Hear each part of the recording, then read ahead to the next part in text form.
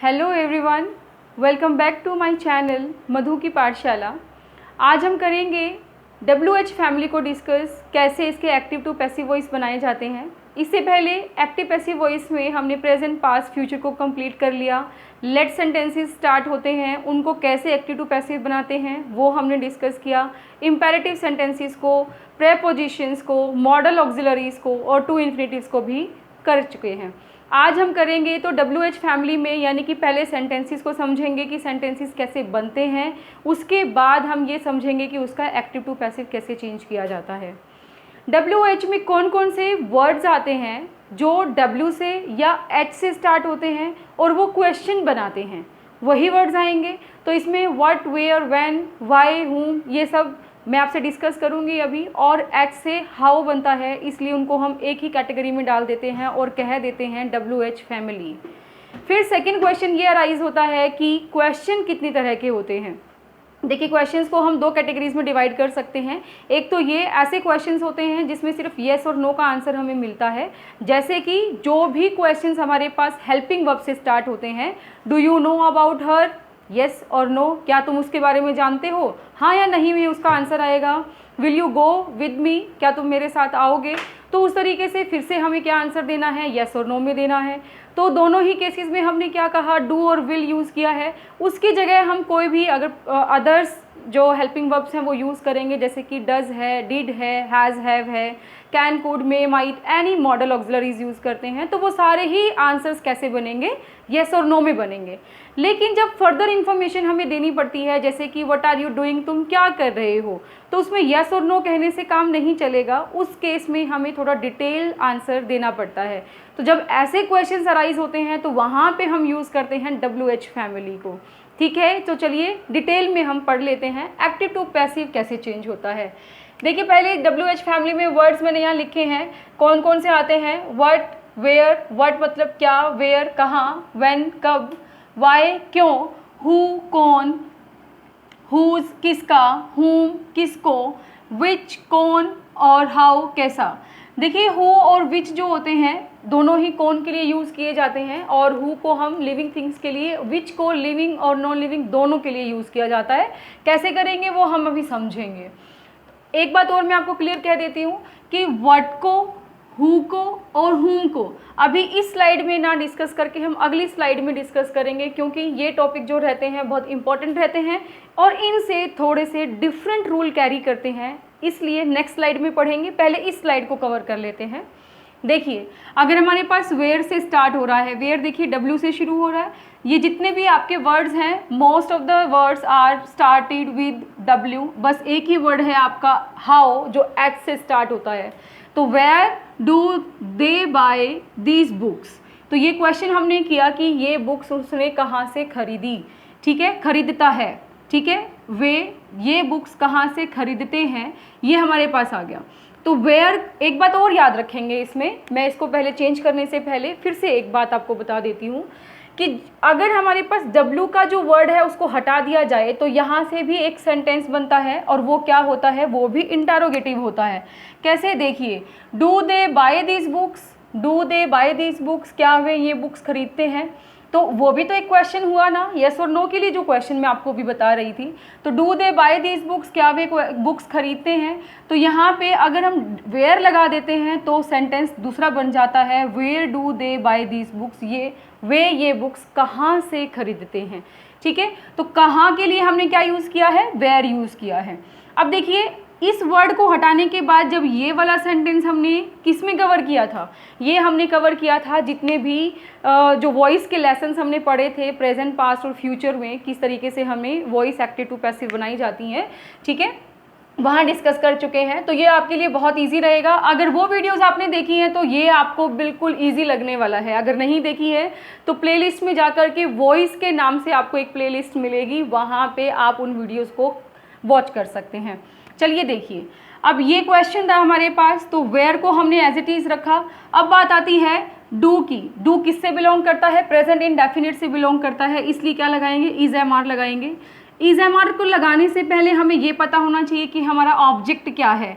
देखिए, ये हो गया हेल्पिंग वर्ब, ये सब्जेक्ट, ये वर्ब हो गई, ये जो पूरा दीज बुक्स हैं ये क्या हो गया आपका ऑब्जेक्ट हो गया। तो ऑब्जेक्ट को हमने उठाया दीज बुक्स क्या थी प्लूरल, इसलिए हमने क्या लगा दिया यहाँ पे आर लगा दिया। आर इसलिए कि प्रेजेंट इंडेफिनिट से बिलोंग करता था, तो पैसिव में इज एम आर यूज करते हैं।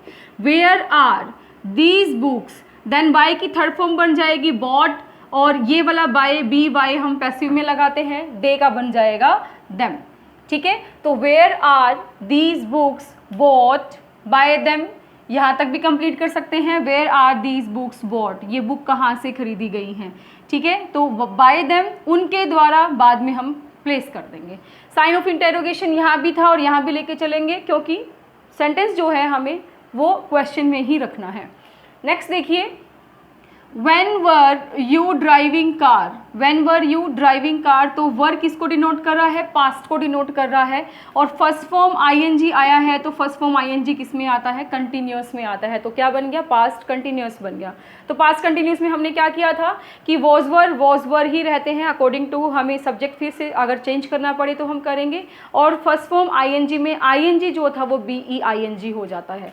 तो सेंटेंस कैसे बनाया, व्हेन से स्टार्ट हुआ, व्हेन को हमने एज इट इज़ रखा, फिर हम ये एनालाइज करेंगे कि क्या क्या चीज़ें दी हुई हैं। ये हेल्पिंग वर्ब है, ये हमारा सब्जेक्ट है, और ये क्या है ऑब्जेक्ट, ये फर्स्ट फॉर्म आईएनजी हमने लिखा हुआ है। तो ऑब्जेक्ट को सब्जेक्ट बनाना है, हमने सब्जेक्ट बना दिया, पहले प्लेस कर दिया इसको। अब ये इंटरोगेटिव है, इसलिए हम क्या करेंगे, इससे पहले हेल्पिंग वर्ब लगाएंगे। तो कार थी सिंगुलर थी, इसलिए हमने क्या लगा दिया, वॉज लगा दिया। तो when was car, ING change हो जाएगा बीईआईएनजी में, और थर्ड फॉर्म जो हो जाएगी ड्राइव की, ड्राइव ड्रॉप ड्रिवन, तो वो ड्रिवन यहाँ पे हमने लिख दिया है। देन बाय पैसिव वॉइस के लिए यूज़ करेंगे, और यू जो होगा यू ही रहेगा, क्योंकि सब्जेक्टिव और ऑब्जेक्टिव केस यू का क्या रहता है, सेम रहता है। तो क्या बना कि when were you driving car, कि तुम कार कब ड्राइव कर रहे थे। तो when was car being driven by you, तुम्हारे द्वारा कार कब ड्राइव की जा रही थी। तो ये हमने चेंज कर दिया है। नेक्स्ट देखिए, बाकी स्ट्रक्चर सबका सेम रहेगा, सिर्फ क्या होगा यहाँ पे ये जो वर्ड्स हैं ये बदल जाते हैं। यहाँ वेयर था, यहाँ व्हेन आ गया। अब हम करते हैं वाई के हिसाब से। Why had she deposited the money, उसने मनी क्यों डिपॉजिट किया। ठीक है, तो वाई लिखने के बाद हम क्या करेंगे, यहाँ पे सेंटेंस देखेंगे किस में आ रहा है, हैड में आ रहा है। तो हैड हमारे पास क्या है, ये परफेक्ट को शो करता है, और कौन सा परफेक्ट, पास्ट परफेक्ट को शो करता है।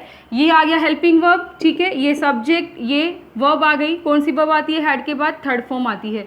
द मनी पूरा क्या हो गया, ऑब्जेक्ट हो गया। तो द मनी को हम उठाएंगे, सिंगुलर है, लेकिन पास्ट परफेक्ट में सिंगुलर प्लूरल हमारे लिए सारे एक जैसे ही रहते हैं, क्योंकि हर किसी के साथ हम हैड यूज़ करने वाले हैं।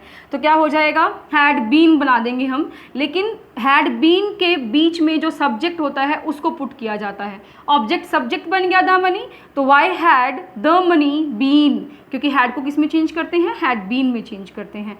तो why had the money been deposited, third form थी तो थर्ड फॉर्म ही रहेगी। बाय पैसिव के लिए लगाएंगे, शी का क्या बन जाएगा, हर बन जाएगा, और साइन ऑफ इंटरोगेशन। तो why had the money been deposited by her. Next देखिए, whose shirt has he worn, किसकी शर्ट उसने पहनी है। देखो हुज जो है यहाँ पे किससे शर्ट से पहले यूज़ किया गया है, तो इसका मतलब हुज हमारे पास यहाँ पे इंटरोगेटिव जो एडजेक्टिव है उसकी तरीके से यूज़ किया गया है, क्योंकि जब भी हमारे पास कोई वर्ड ऐसा जो किसी नाउन या प्रोनाउन को डिस्क्राइब करता है तो वो क्या हो जाता है, एडजेक्टिव हो जाता है। ठीक है, और ये शर्ट से पहले लग रहा है तो ये क्या हो गया, इसका एडजेक्टिव हो गया। कौन सा एडजेक्टिव, इंटरोगेटिव एडजेक्टिव हो गया। ठीक है, तो whose shirt has he won, तो हुज शर्ट ये इकट्ठा रहेगा, इसको हम अलग नहीं कर सकते, क्योंकि ये इसके साथ ही इसको क्वालिफाई कर रहा है और इसे अलग नहीं हो सकता। अब देखिए आगे जो हैज़ था वो किस में चेंज होगा, हैज़ बीन में चेंज होगा। तो हुज शर्ट यही हमारे पास क्या रहेगा, इसका सब्जेक्ट बन जाएगा।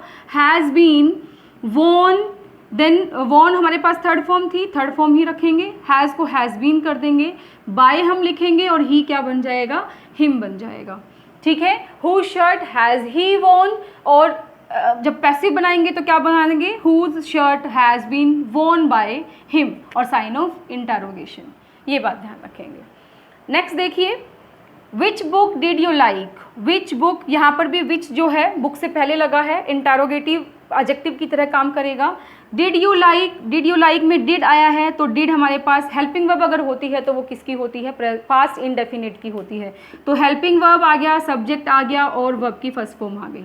ठीक है, तो पास्ट इंडेफिनिट चेंज कीजिए, विच बुक सेम रहेगा। वॉज वर हमें लगाना है पैसिव में जब पास्ट इंडेफिनिट होता है, डिपेंड करता है कि हमारा जो ऑब्जेक्ट होगा वो क्या। अब लेकिन यहाँ पे ऑब्जेक्ट तो क्या है, मिसिंग है, या ये कहिए कि वो पहले ही हमें मिल गया है तो हम इसको चेंज नहीं करेंगे, ये इधर का इधर ही रहेगा। तो which book was, then like की थर्ड फॉर्म हो जाएगी लाइक्ड बाय और यू रह जाएगा यहाँ पे यू और साइन ऑफ इंटरोगेशन हम लगा देंगे।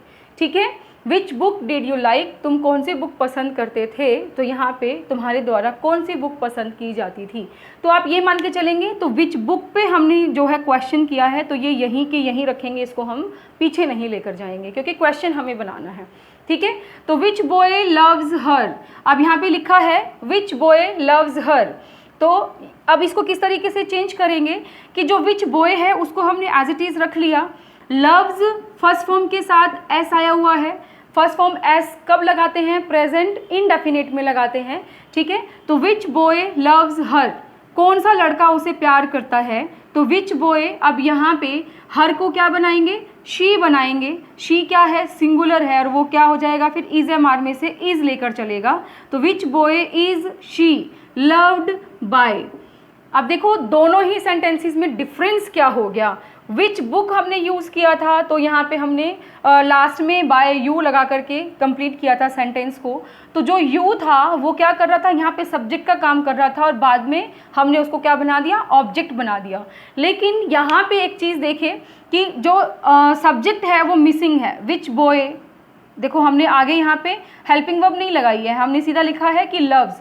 ठीक है, तो यहाँ पे अब जो सब्जेक्ट था वो मिसिंग है, इस वजह से जो हर होगा वो ऑब्जेक्ट की तरह काम करेगा और ऑब्जेक्ट को हमने क्या बना दिया, सब्जेक्ट बना दिया।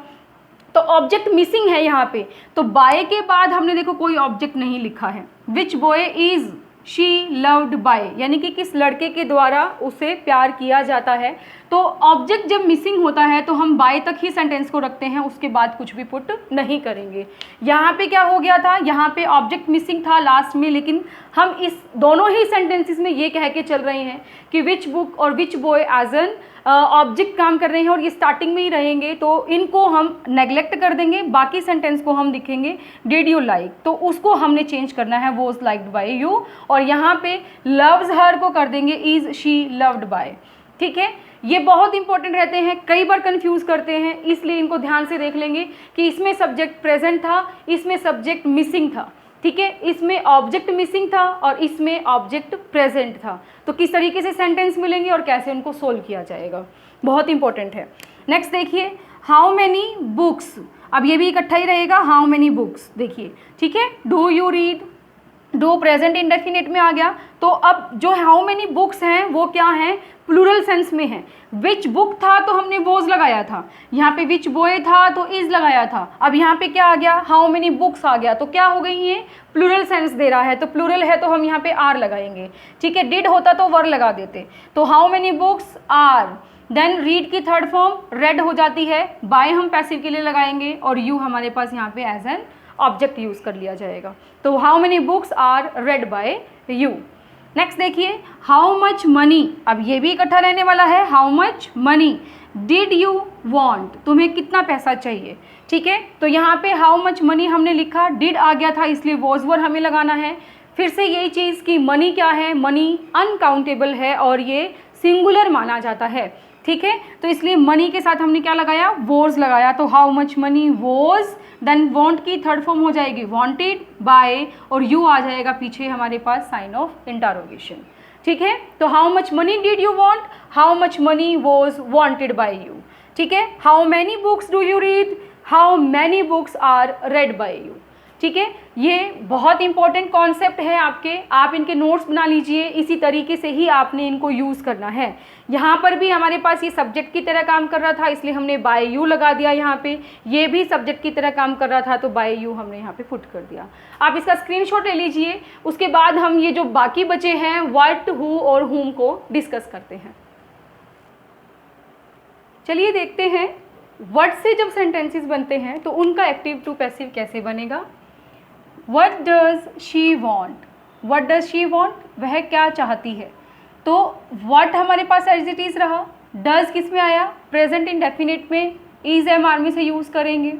तो अब यहाँ पे जब भी व्हाट के सेंटेंसेस जब बनाते हैं तो ऑब्जेक्ट मिसिंग मिलेगा, ठीक है। हमेशा ऐसा होता है कि आप कोई भी सेंटेंस वर्ड से बनाते हो तो आपको अदर इन्फॉर्मेशन तो मिल जाएंगी लेकिन ऑब्जेक्ट आपको मिसिंग मिलेगा।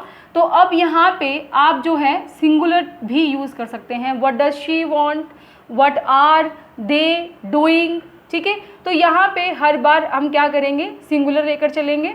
जब हमारे पास जब आइडेंटिफाई करना मुश्किल हो जाता है कि ऑब्जेक्ट जो होगा वो सिंगुलर होगा या प्लूरल होगा, ठीक है। तो यहाँ पे देखिए ऑब्जेक्ट मिसिंग है, हमने क्या लगा दिया, इज लगा दिया। क्यों लगा दिया, क्योंकि डू डज किस में आता है, प्रेजेंट इंडेफिनिट में आता है, तो इज लगा कर चलेंगे। तो what is, then first form की थर्ड फॉर्म हो जाएगी वांटेड, बाय हम लगा देंगे एंड शी का क्या बन जाएगा, हर बन जाएगा। तो what is wanted bye her, उसके द्वारा क्या चाहा जाता है, ठीक है। What can I right, what can I right, मैं क्या लिख सकती हूँ। तो व्हाट कैन को चेंज कर देंगे कैन बी में, ये इजी रहता है क्योंकि मॉडल ऑक्सिलरीज में हमें ये डिसाइड नहीं करना पड़ता कि सिंगुलर के साथ क्या लगाना है, प्लूरल के साथ क्या लगाना है, ठीक है। हमेशा ये एक जैसे रहते हैं और जितने भी मॉडल्स हमने चेंज किए थे वो किसमें किए हैं, बी लगा करके चेंज किए हैं। तो क्या बनेगा, what can be, then write की थर्ड फॉर्म हो जाएगी रिटन और बाय हम लगा देंगे और ये जो सब्जेक्ट होगा वो क्या बन जाएगा, me, what can be written by me. ये तो हो गई व्हाट की बात, ठीक है। अब यहाँ पे अगर हम और चीज़ें लेकर चलेंगे, टेंसेस के ऊपर डिपेंड करेगा। What are you writing, what are you writing. अब देखो आर आ रहा है यू के साथ लेकिन हम उसमें क्या लेंगे, what is being written by you.